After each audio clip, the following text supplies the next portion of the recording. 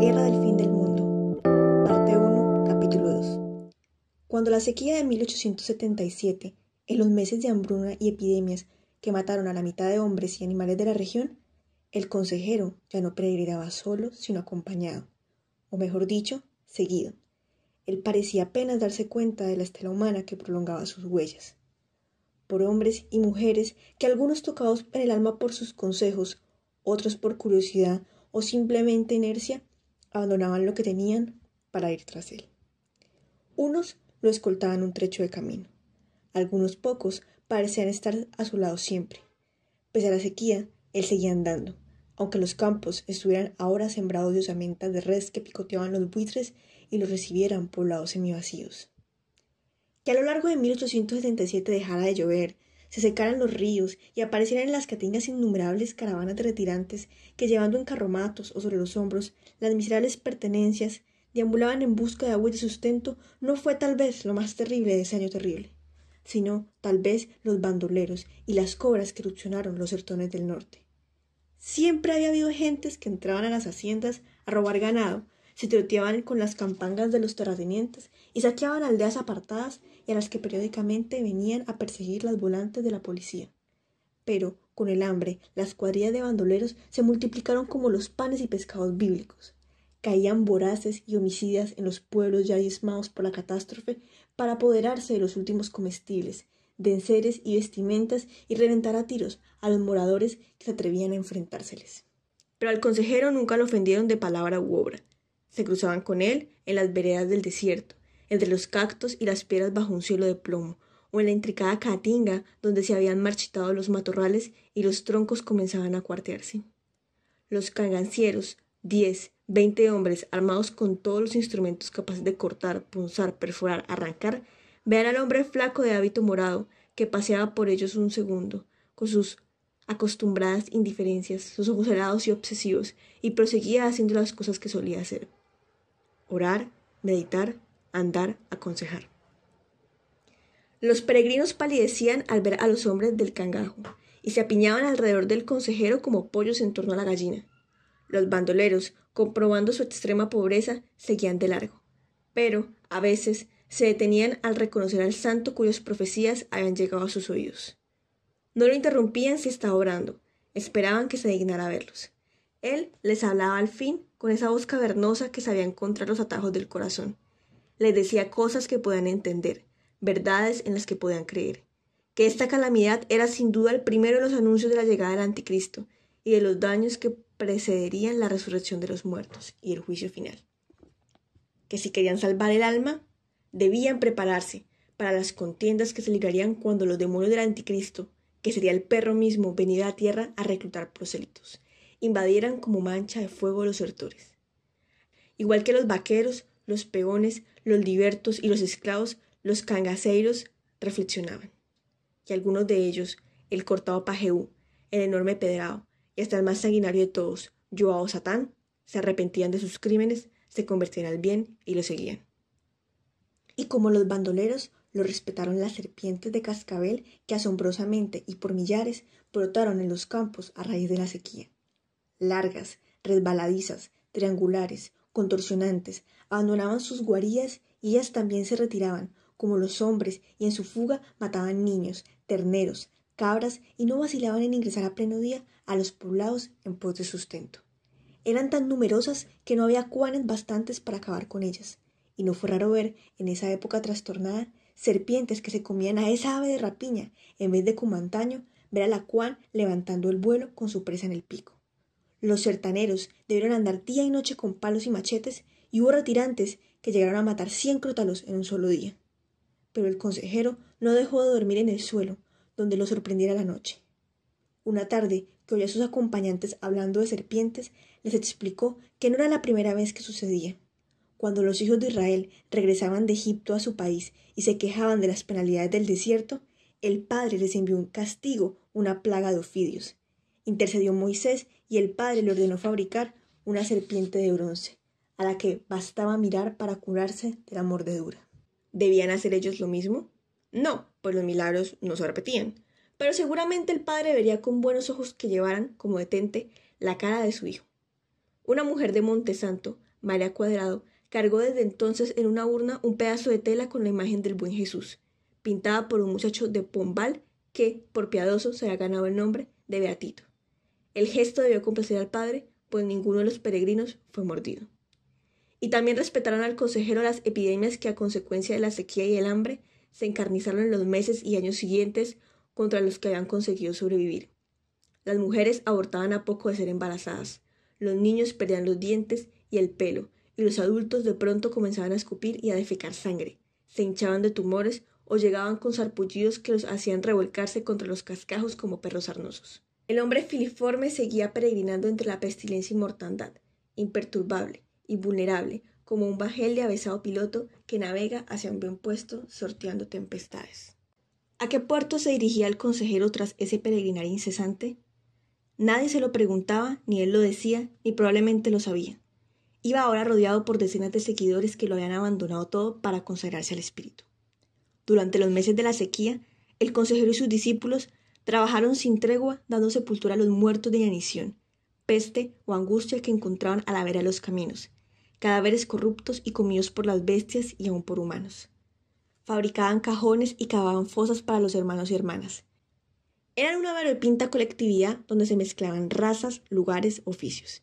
Había entre ellos encuerados que habían vivido arriando el ganado de los coroneles hacendados, caboclos de pieles rojizas cuyos tatarabuelos indios vivían semidesnudos, comiéndose los corazones de sus enemigos, mamelucos que fueron capataces, ojalateros, herreros, zapateros o carpinteros, y mulatos y negros y marrones huidos de los cañaverales del litoral y del potro, los cepos, los vergazos con salmuera y demás castigos inventados en los ingenios para los esclavos.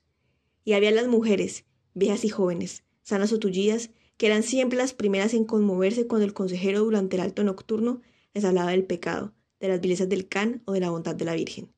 Eran ellas las que surcían el hábito morado convirtiendo en agujas las espinas de los cardos y en hilo las fibras de las palmeras, y las que se ingeniaban para hacerle uno nuevo cuando el viejo se desgarraba en los arbustos, y las que le renovaban las sandalias y se disputaban las viejas para conservar como reliquias esas prendas que habían tocado su cuerpo. Eran ellas las que cada tarde, cuando los hombres habían prendido las fogatas, preparaban el angú de harina de arroz o de maíz o de mandioca, dulce con agua y los buchadas de zapallo que sustentaban a los peregrinos. Estos nunca tuvieron que preocuparse por el alimento, pues eran frugales, y recibían dádivas por donde pasaban. De los humildes que corrían a llevarle al consejero una gallina o una talega de maíz o quesos recién hechos. Y también de los propietarios, que cuando la corte harapienta pernoctaba en las alquerías y por iniciativa propia y sin cobrar un centavo limpiaba y barría las capillas de las haciendas, les mandaban con sus sirvientes leche fresca, víveres y a veces una cabrita o un chivo. Había dado ya tantas vueltas, andado y desandado tantas veces por los sertones, subido y bajado tantas chapadas, que todo el mundo lo conocía, también los curas. No había muchos, y los que había estaban como perdidos en la inmensidad del sertón, y eran, en todo caso, insuficientes para mantener vivas a las abundantes iglesias que eran visitadas por pastores sobre el día del santo del pueblo. Los vicarios de algunos lugares, como Tucano y Cumbé, le permitían hablar a los fieles desde el púlpito y se llevaban bien con él. Otros, como los de Entre Ríos e Itapicurú, se lo prohibían y lo combatían. En los demás, para retribuirle lo que hacía por las iglesias y los cementerios, o porque su fuerza entre las almas sertaneras era tan grande que no querían indisponerse con sus parroquianos, los vicarios consentían a regañadientes a que, luego de la misa, rezaran letanías y predicaran el atrio. Cuando se entraron el consejero y su corte de penitentes, que en 1888, allá lejos, en esas ciudades cuyos nombres incluso le sonaban extranjeros, Sao Paulo, Río de Janeiro, la propia Salvador, capital del estado, la monarquía había abolido la esclavitud y que la medida provocaba agitación en los ingenios bahianos que de pronto se quedaron sin brazos. Solo meses después de decretada subió a los sertones la noticia, como subían las noticias a esas extremidades del imperio, demoradas, deformadas y a veces caducas, y las autoridades la hicieron pregonar en las plazas y clavar en la puerta de los municipios. Y es probable que, al año siguiente, el consejero y su estela se enteraran con el mismo retraso que la nación a la que sin saberlo pertenecían había dejado de ser imperio y era ahora república. Nunca llegaron a saber que este acontecimiento no despertó el menor entusiasmo en las viejas autoridades, ni en los expropietarios de esclavos, seguían siéndolo de cañaverales y rebaños, ni en los profesionales y funcionarios de Bahía que veían en esta mudanza algo así como el tiro de gracia a la ya extinta hegemonía de la excapital, centro de la vida política y económica de Brasil por 200 años y ahora nostálgica pariente pobre, que veía desplazarse hacia el sur todo lo que antes era suyo. La prosperidad, el poder, el dinero, los brazos, la historia. Y, aunque lo hubieran sabido, no lo hubieran entendido, ni les hubiera importado, pues las preocupaciones del consejero y los suyos eran otras. Por lo demás, ¿qué había cambiado para ellos aparte de algunos nombres? ¿No era este paisaje de tierra seca y cielo purumbeo el de siempre? Y a pesar de haber pasado varios años de la sequía, ¿no continuaba la región curando sus heridas, llorando a sus muertos, tratando de resucitar los bienes perdidos? ¿Qué había cambiado ahora que había presidente en vez de emperador en la atormentada tierra del norte? ¿No seguía luchando contra la esterilidad del suelo y la avaricia del agua, el labrador que hacía brotar el maíz, el frijol, la papa y la mandioca para mantener vivo a los cerdos, las gallinas y las cabras? ¿No seguían llenas de ociosos las aldeas y no eran todavía peligrosos los caminos por los bandidos? ¿No había por doquier ejércitos de pordioseros como reminiscencia de los estragos de 1877? ¿No eran los mismos los contadores de fábulas? ¿No seguían, pese a los esfuerzos del consejero, cayéndose a pedazos las casas del buen Jesús? Pues sí, algo cambió con la República. Para mal y confusión del mundo, la Iglesia fue separada del Estado. Se estableció la libertad de cultos y se secularizaron los cementerios, de los que ya no se ocuparían las parroquias sino los municipios. En tanto que los vicarios, desconcertados, no sabían qué decir ante esas novedades que la jerarquía se resignaba a aceptar, el consejero sí lo supo al instante. Eran impiedades inadmisibles para el creyente, y cuando supo que había entronizado el matrimonio civil, como si un sacramento creado por Dios no fuera bastante, él sí tuvo la entereza de decir en voz alta a la hora de los consejos lo que los párrocos murmuraban, que ese escándalo era obra de protestantes y masones, como, sin duda, esas otras disposiciones extrañas, sospechosas de las que se iban enterando por los pueblos, el mapa estadístico, el censo, el sistema métrico decimal. A los aturdidos sertaneros que acudían a preguntarle qué significaba todo eso, el consejero se los explicaba despacio. Querían saber el color de la gente para restablecer la esclavitud, y devolver a los morenos a sus amos y su religión para identificar a los católicos cuando comenzaran las persecuciones. Sin alzar la voz, los exhortaba a no responder a semejantes cuestionarios ni a aceptar que el metro y el centímetro sustituyeran a la vara y el palmo.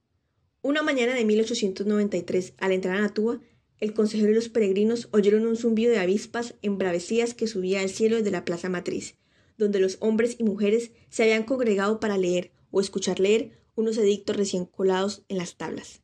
Les iban a cobrar impuestos. La República les quería cobrar impuestos. ¿Y qué eran los impuestos?, preguntaban muchos lugareños, como los diezmos, les explicaban otros. Igual que antes, si un morador le nacían 50 gallinas, debía dar 5 a la misión y una arroba de cada 10 que cosechaba. Los edictos establecían que se diera a la República una parte de todo lo que uno heredaba o producía. Los vecinos tenían que declarar en los municipios, ahora autónomos, lo que tenían y lo que ganaban para saber lo que les correspondería pagar. Los perceptores de impuestos incautarían para la República todo lo que hubiera sido ocultado o rebajado de valor. El instinto animal, el sentido común y siglos de experiencia hicieron comprender a los vecinos que aquello sería tal vez peor que la sequía, que los perceptores de impuestos resultarían más voraces que los buitres y los bandidos. Perplejos, asustados, encolerizados, se codeaban y se comunicaban unos a otros su apresión y su ira, en voces que, mezcladas, integradas, provocaban esa música beligerante que subía al cielo de Natúa cuando el consejero y sus desastrados ingresaron al pueblo por la ruta de Cipó. Las gentes rodearon al hombre de morado y le obstruyeron el camino a la iglesia de Nuestra Señora de la Concepción, recompuesta y pintada por él mismo varias veces en las décadas anteriores, donde se dirigía con sus trancadas de siempre para contarles las nuevas que él, serio y mirando a través de ellos, apenas pareció escuchar. Y, sin embargo, instantes después, al tiempo que una suerte de explosión interior ponía sus ojos ígneos, echó a andar, a correr, entre la muchedumbre que se abría paso hacia las talas con los edictos. Llegó hasta ellas, y sin molestarse en leerlas, las echó abajo, con la cara descompuesta por una indignación que parecía resumir la de todos. Luego pidió con voz vibrante que quemaran esas maldades escritas, y cuando ante los ojos sorprendidos de los concejales el pueblo lo hizo, y además empezó a celebrar, reventando cohetes como en día de fiesta, y el fuego disolvió en humo los edictos y el susto que provocaron, el consejero, antes de ir a rezar a la iglesia de Concepción, dio a los seres de ese apartado rincón una grave primicia. El anticristo estaba en el mundo y se llamaba República. Pito sí, señor comisionado, repite sorprendiéndose una vez más de lo que había vivido y sin duda recordado y contado muchas veces el teniente Pires Ferreira. Sonaban muy fuertes en la noche, mejor dicho, en el amanecer. El hospital de campaña es una barraca de tablas y techo de hojas de palma acondicionada de cualquier manera para albergar a los soldados heridos. Están las afueras de Juazeiro, cuyas casas y calles paralelas al ancho río San Francisco, encaladas o pintadas de colores, se divisan entre los tabiques bajo las copas polvorientas de esos árboles que han dado nombre a la ciudad. Echamos 12 días de aquí a Wau, que está ya a las puertas de Canudos. Todo un éxito, dice el teniente Pires Ferreira. Mis hombres se caían de fatiga, así que decidí acampar allí, y a las pocas horas nos despertaron los pitos. Hay 16 heridos, tumbados en hamacas, en filas que se miran, toscos vendajes, cabezas, brazos y piernas manchados de sangre, cuerpos desnudos y semidesnudos, pantalones y guerreras en hilachas. Un médico de batín blanco recién llegado pasa revista a los heridos, seguido por un enfermero que carga un botiquín. La apariencia saludable, ciudadana del médico contrasta con las caras derrotadas y los pelos apelmazados de sudor de los soldados. Al fondo de la barranca, una voz angustiada habla de confesión. ¿No puso usted centinelas? ¿No se le ocurrió que podían sorprender a los tenientes? Había 4 centinelas, señor comisionado, replica Pires Ferreira, mostrando 4 dedos enérgicos. No nos sorprendieron. Cuando escuchamos los pitos, la acompañantera se levantó y se preparó para el combate. Baja la voz, pero no vimos llegar al enemigo, sino a una procesión. Por una esquina de la barraca hospital, a la orilla del río surcado por barcas cargadas de sandías, se distingue el pequeño campamento, donde se halla el resto de la tropa. Soldados tumbados a la sombra de unos árboles, fusiles alineados en grupos de A4, tiendas de campaña. Pasa ruidosa una bandada de loros. ¿Una procesión religiosa, teniente?, pregunta la vocecita nasal, intrusa sorpresiva. El oficial echa un vistazo al que le ha hablado y asiente. Venían por el rumbo de Canudos, explica, dirigiéndose siempre al comisionado. Eran 500, 600, quizá 1000. El comisionado alza las manos y su adjunto mueve la cabeza también incrédulo. Son, salta a la vista, gente de la ciudad.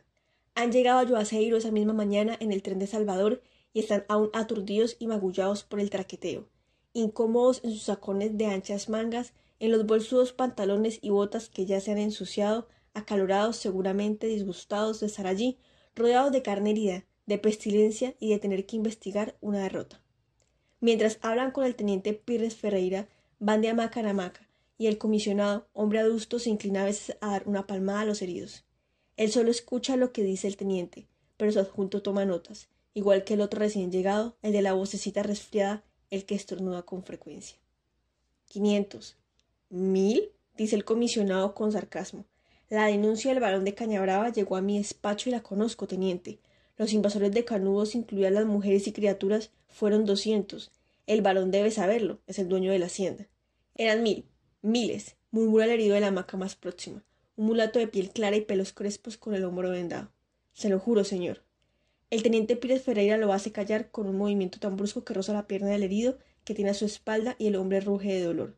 El teniente es joven, más bien bajo, de bigotitos recortados como lo usan los petimetres que allá en Salvador se reúnen en las confiterías de la Rúa de Chile a la hora del té. Pero la fatiga, la frustración, los nervios han rodeado ahora ese bigotito francés de ojeras violáceas, piel lívida y una mueca. Está sin afeitar, con los cabellos revueltos, el uniforme desgastado y el brazo derecho en cabrestillo. Al fondo la voz incoherente sigue hablando de confesión y santos óleos. Pires Ferreira se vuelve hacia el comisionado. De niño viví en una hacienda, aprendí a contar a los rebaños de un vistazo, murmura. No estoy exagerando, había más de 500 y quizá 1000. Traen una cruz de madera enorme y una bandera del Divino Espíritu Santo, agrega alguien desde una hamaca. Y, antes que el teniente pueda atajarlos, otros se atropellan contando. Traían también imágenes de santos, rosarios. Todos soplaban esos pitos o cantaban Kyrie eleison y victoriaban a San Juan Bautista, a la Virgen María, al buen Jesús y al consejero. Se han incorporado en las hamacas y se disputan la palabra hasta que el teniente les ordena callar. Y de pronto se nos echaron encima, prosigue, en medio del silencio. Parecían tan pacíficos, parecían una procesión de Semana Santa. ¿Cómo iba a atacarlos? Y de repente empezaron a dar mueras y a disparar a quemarropa. Éramos 1 contra 8, contra 10. ¿A dar mueras? Lo interrumpe la vocecita impertinente. Mueras a la República, dice el teniente Pires. Mueras al anticristo, se dirige de nuevo al comisionado. No tengo nada de reprocharme. Los hombres pelearon como bravos. Resistimos más de 4 horas, señor. Solo ordené la retirada cuando nos quedamos sin munición. Ya sabe usted los problemas que tuvimos con los Mannlichers. Gracias a la disciplina de los soldados pudimos llegar hasta aquí en solo 10 días. La venida fue más rápida que la ida, gruñó el comisionado. Vengan, vean esto. lo llama el médico del batín blanco desde una esquina. El grupo de civiles y el teniente cruzan las hamacas para llegar hasta él. Bajo el batín, el médico lleva un uniforme militar color azul añil. Ha retirado el vendaje de un soldado indiado, que se tuerce de dolor y está mirando con interés el vientre del hombre. Se lo señala con algo precioso. Junto a la ingle hay una boca purulenta del tamaño de un puño, con sangre coagulada en los bordes y carne que late. «¡Una bala explosiva!», exclama el médico con entusiasmo, espolvoreando la piel tumefacta de un polvillo blanco.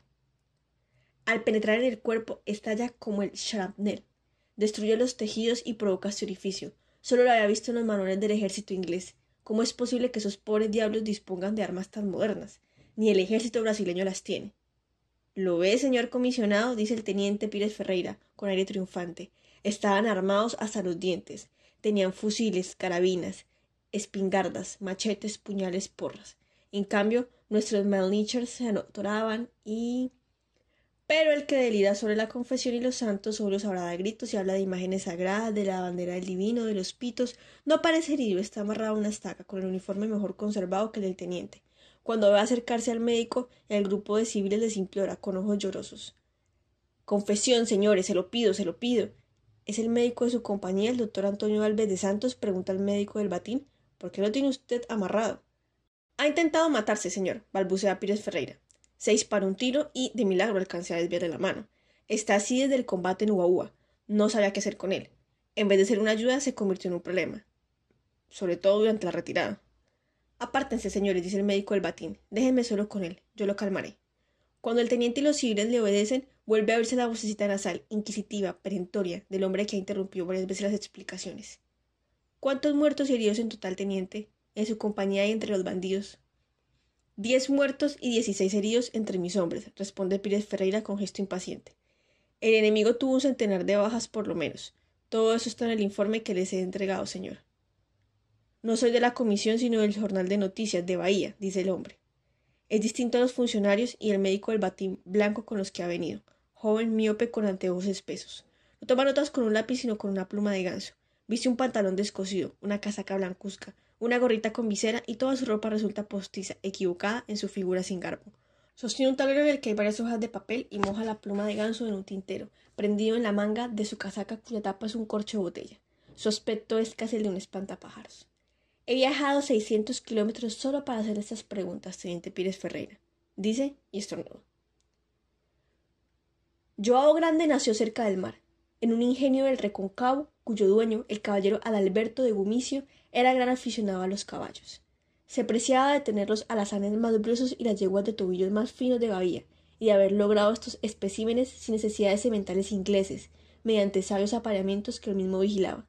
Se preciaba menos, en público, de haber conseguido lo mismo con los esclavos de la Sensala, para no remar las aguas turbias de las disputas que esto le había traído con la Iglesia y con el propio barón de Cañabrava, pero lo cierto era que con los esclavos había procedido ni más ni menos que con los caballos.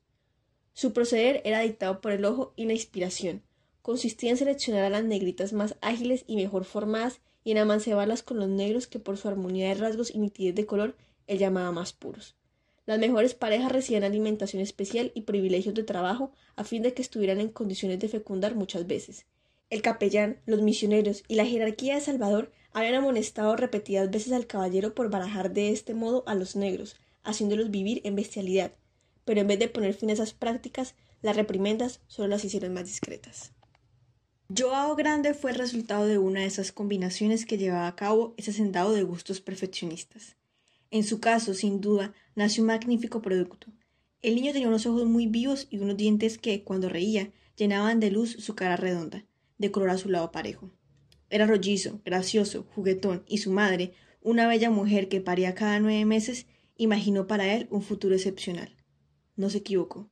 El caballero Gumucio se encariñó con él cuando aún gateaba, y lo sacó de la senzala para llevarlo a la casa grande, construcción rectangular, de tejado de 4 aguas, con columnas toscanas y barandales de madera de los que se dominaban los cañaverales, la capilla neoclásica, la fábrica donde se molía la caña, el alambique y una avenida de palmeras imperiales, pensando que podía ser paje de sus hijas y más tarde mayordomo o conductor de carroza. No quería que se estropara precozmente, como ocurría a menudo con los niños dedicados a la rosa, el plante y la zafra. No quería que se estropeara precozmente, como ocurría a menudo con los niños dedicados a la rosa, el planta y la zafra. Pero quien se apropió de Joao Grande fue la señorita Adelina Isabel de Gumucio, hermana soltera del caballero que vivía con él.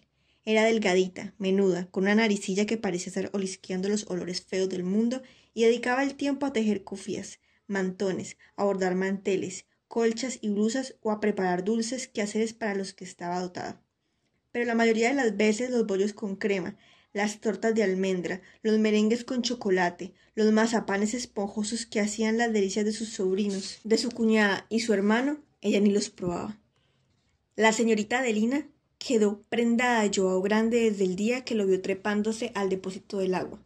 Asustada al ver a 2 metros del suelo a un niño que apenas podía tenerse de pie, le ordenó que bajara, pero Joao siguió subiendo la escalerilla. Cuando la señorita llamó a un criado, el niño ya había llegado al borde y caído al agua. Lo sacaron vomitando, con los ojos redondeados por el susto. Adelina lo desnudó, lo arropó y lo tuvo en brazos hasta que se quedó dormido. Poco después, la hermana del caballero Gumucio instaló a Joao en su cuarto, en una de las cunas que habían usado sus sobrinas, y lo hizo dormir a su lado, como otras damas a sus mucamas de confianza y a sus perritos falderos. Joao fue desde siempre un privilegiado. Adelina siempre lo tenía enfundado en unos mamelucos azul marino, rojo sangre o amarillo oro que le cosía ella misma. La acompañaba cada tarde al promontorio desde el cual se veían las islas y el sol del crepúsculo, incendiándolas, y cuando hacía visitas y recorridos de beneficencia por los caseríos. Los domingos iba con ella a la iglesia, llevándole el reclinatorio. La señorita le enseñó a sujetar las madejas para que ella escarmenara la lana, a cambiar los carretas del telar, a combinar los tintes y enhebrar las agujas, así como a servirle de amanuense en la cocina. Medían juntos el tiempo de las cocciones rezando en voz alta los credos y Padre Nuestros de las recetas prescribían. Ella en persona lo preparó para la primera comunión, comulgó con él y le hizo un chocolate opíparo para festejar el acontecimiento. Pero, contrariamente a lo que hubiera debido ocurrir con un niño crecido entre paredes revestidas de papel pintado, mobiliario de jaracanda, forrado de damasco y sedas y armarios repletos de cristales, a la sombra de una mujer delicada y consagrada a actividades femeninas, Joao Grande no se convirtió en un ser suave doméstico como le ocurría a los esclavos caseros. Fue desde niño descomunalmente fuerte, tanto que, a pesar de tener la edad de Joao Menino, el hijo de la cocinera, parecía llevarle varios años. Era brutal en sus juegos y la señorita solía decir con pena: «No está hecho para la vida civilizada, extraña el bosque», porque el muchacho vivía al acecho de cualquier ocasión para salir al campo a trotar. Una vez que cruzaban los cañaverales, al verlo mirar con codicia a los negros que, medio desnudos y con machete, trabajaban entre las hojas verdes, la señorita le comentó: «Parece que les tienes envidia». Él repuso: «Sí, ama, los envidio». Tiempo después, el caballero Gumucio le hizo poner un brazalete de luto y lo mandó a las cuadras de Ingenio para asistir al entierro de su madre. Joao no sintió mayor emoción, pues la había visto muy poco. Estuvo vagamente incómodo a lo largo de la ceremonia, bajo una enramada de paja y en el desfile del cementerio, rodeado de negras y negros que lo miraban sin disimular su envidia o su desprecio por sus bombachas, sus lusalistas y sus zapatones se contrastaban tanto con sus camisolas de brin y sus pies descalzos. Nunca se mostró afectuoso con su ama, lo que había hecho pensar a la familia Gumucio que era tal vez uno de esos rústicos sin sentimientos capaces de escupir en la mano que les daba de comer, pero ni siquiera este antecedente les podía haber hecho sospechar que Joao Grande fuera capaz de hacer lo que hizo. Ocurrió durante el viaje de la señorita Adelina al convento de la Encarnación, donde hacía retiro todos los años. Joao Menino conducía el coche tirado por 2 caballos y Joao Grande iba junto a él en el pescante. El viaje tomaba unas 8 horas. Salían de la hacienda al amanecer para llegar al convento a media tarde. Pero, 2 días después, las monjas enviaron un propio a preguntar por qué la señorita Adelina no había llegado en la fecha prevista. El caballero Gumucio dirigió la búsqueda de policías bahianos y de siervos de la hacienda que, durante un mes, cruzaron la región en todas las direcciones, interrogando a medio mundo. La ruta entre el convento y la hacienda fue explorada minuciosamente sin encontrar el menor rastro del coche, sus ocupantes o los caballos. Parecía que, como en las historias fantásticas de los troveros, se hubieran elevado y desaparecido por los aires. La verdad comenzó a saberse meses más tarde, cuando un juez de huérfanos de Salvador descubrió en el coche de ocasión que había comprado a un mercader de la ciudad alta, disimulado con pintura, el anagrama de la familia Gumucio. El mercader confesó que había adquirido el coche en una aldea de Cafusos, sabiendo que era robado, pero sin imaginar que los ladrones podían también ser asesinos. El propio barón de Cañabrava ofreció un precio muy alto por las cabezas de Joao Menino y Joao Grande, y el caballero Gumucio imploró que fueran capturados vivos. Una partida de bandoleros que operaban los sertones entregó a Joao Menino a la policía a cambio de la recompensa. El hijo de la cocinera estaba irreconocible de sucio y greñudo cuando le dieron tormento para hacerlo hablar. Juró que no había sido algo planeado por él, sino por el demonio posesionado de su compañero de infancia. Él conducía el coche silbando entre dientes, pensando en los dulces del convento de la Encarnación, y de pronto Joao Grande le ordenó frenar. Cuando la señorita Adelina preguntaba por qué paraban, Joao Menino vio a su compañero golpearla en la cara con tanta fuerza que la desmayó, arrebatarle las riendas y espoliar a los caballos hasta el promontorio donde la ama subía a ver las islas. Allí, con una decisión tal que Joao Menino, pasmado, no se había atrevido a enfrentársele, Joao Grande sometió a la señorita Adelina a 1000 maldades. La desnudó y se reía de ella, que, temblando, se cubría con una mano los pechos y con la otra el sexo, y la había hecho corretear de un lado a otro, tratando de esquivar sus pedradas, a la vez que la insultaba con los insultos más abominables que el menino había oído. Súbitamente le clavó un puñal en el estómago y, ya muerta, se encarnizó con ella, cortándole los pechos y la cabeza. Luego, accesando, empapado de sudor, se quedó dormido junto a la sangría. Joao Menino sentía tanto terror en las piernas que no le dieron para huir. Cuando Joao Grande despertó rato después, estaba tranquilo. Miró con indiferencia la carnicería que lo rodeaba. Luego ordenó al menino que lo ayudara a cavar una tumba donde enterraron los pedazos de la señorita. Habían esperado que oscureciera para huir y así fueron alejando del lugar del crimen. Escondían el coche de día en alguna cueva, ramaje o quebrada y cabalgaban de noche con la única idea clara de que debían avanzar en dirección opuesta al mar. Cuando consiguieron vender el coche y los caballos, compraron provisiones con las que se metieron tierra adentro, con la esperanza de sumarse a ese grupo de cimarrones que, según las leyendas, pululaban entre las caatingas. Vivían a salto de mata, evitando los pueblos y comiendo de la mendicidad o de pequeños latrocinios. Solo una vez intentó Joao Menino hacer hablar a Joao Grande de lo sucedido. Estaban tumbados bajo un árbol, fumando de un tabaco, y en un arranque de audacia le preguntó a boca de jarro: «¿Por qué mataste al ama?» «Porque tengo el perro en el cuerpo», contestó en el acto Joao Grande. «No me hables más de eso». El menino pensó que su compañero le había dicho la verdad. Su compañero de infancia le inspiraba un miedo creciente, pues desde el asesinato del ama lo desconocía cada vez más. Casi no dialogaba con él y, en cambio, continuamente lo sorprendía hablando solo, en voz baja, con los ojos inyectados de sangre. Una noche lo oyó llamar al diablo padre y pedirle que viniera a ayudarlo. «¿Acaso no he hecho ya bastante, padre?», balbuceaba retorciéndose. «¿Qué más quieres que haga?». Se convenció que Joao había hecho pacto con el maligno y temió que, para seguir haciendo méritos, lo sacrificara a él como había hecho con la señorita. Decidió adelantársele, lo planeó todo, pero la noche en que se le acercó reptando con el cuchillo listo para hundírselo, temblaba tanto que Joao Grande abrió los ojos antes que él hiciera nada. Lo vio inclinándose sobre su cuerpo, con la hoja bailando en actitud inequívoca. No se inmutó. «Mátame, menino», lo oyó decir. Salió corriendo, sintiendo que lo perseguían los diablos. El menino fue ahorcado en la prisión de Salvador y los despojos de la señorita Adelina fueron trasladados a la capilla neoclásica de la hacienda, pero su victimario no fue hallado, pese a que periódicamente la familia Gumucio elevaba el precio por su captura. Y sin embargo, desde la fuga del menino, Joao Grande no se ocultaba.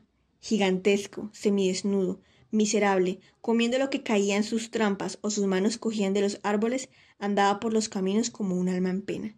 Cruzaba las aldeas a plena luz pidiendo comida y el sufrimiento de su cara impresionaba a las gentes que solían echarle algunas sobras.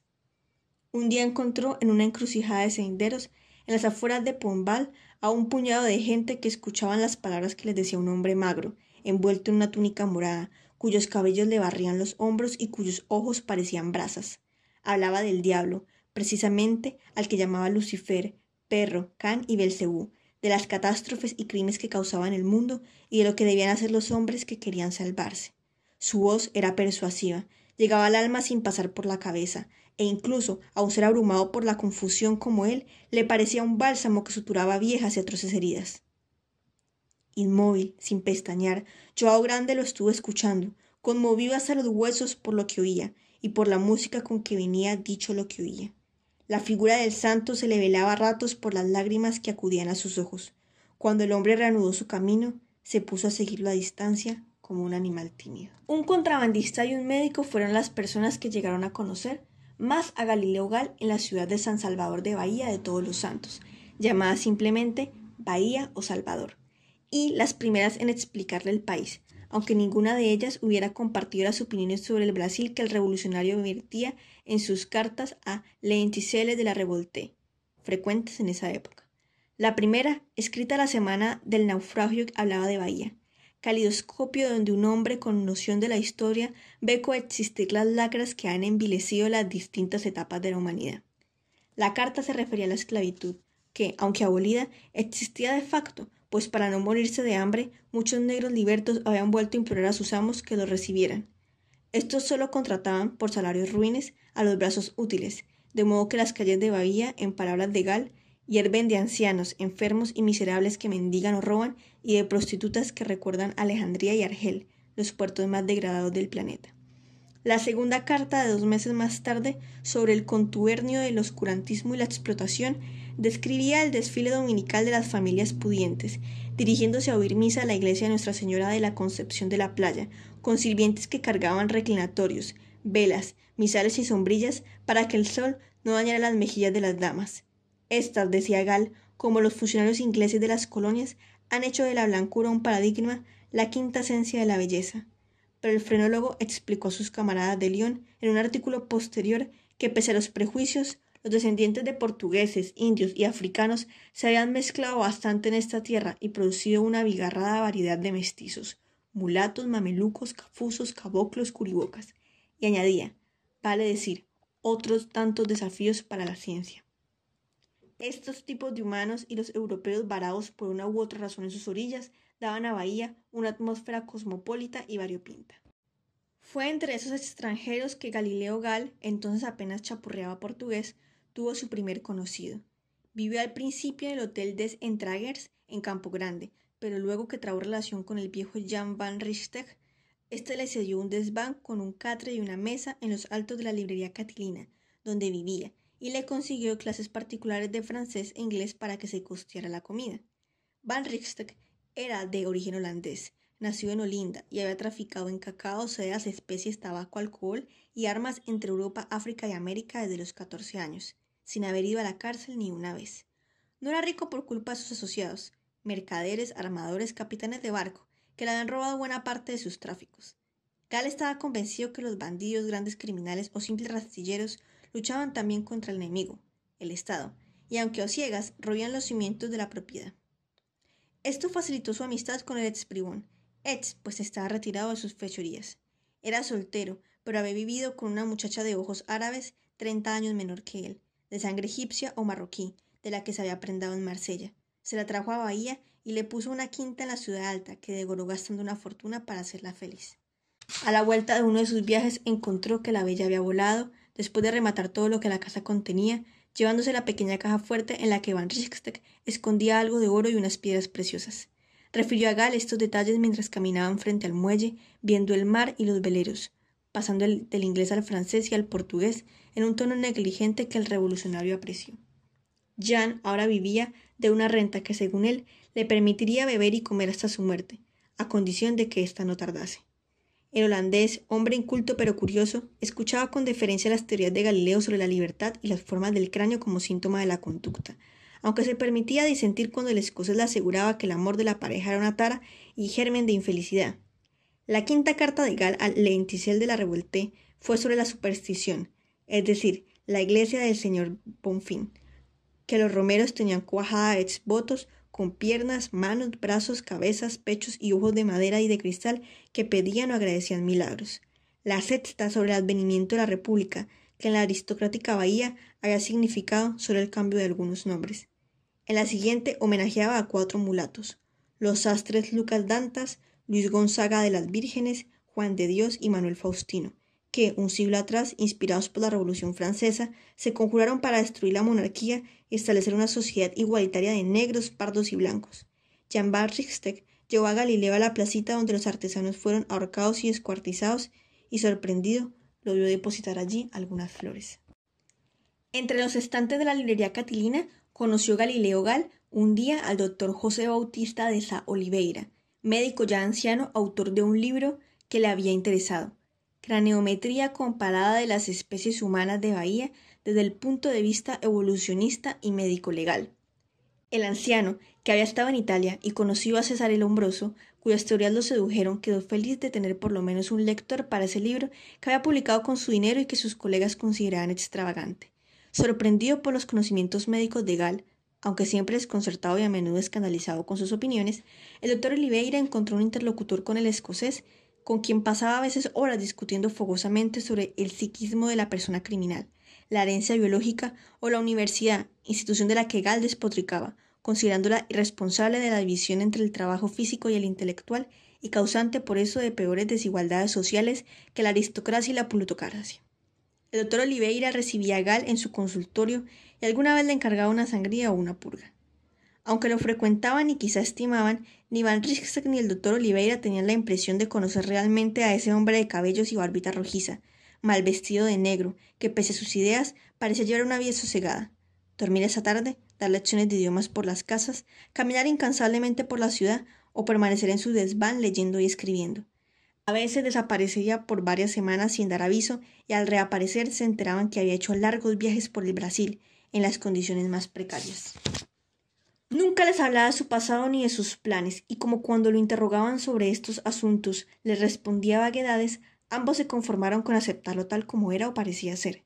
Solitario, exótico, enigmático, original, de palabras e ideas incendiarias pero de conducta inofensiva. A los 2 años, Galileo Gall hablaba con soltura el portugués y había enviado varias cartas más a l'Entichel de la Revolte.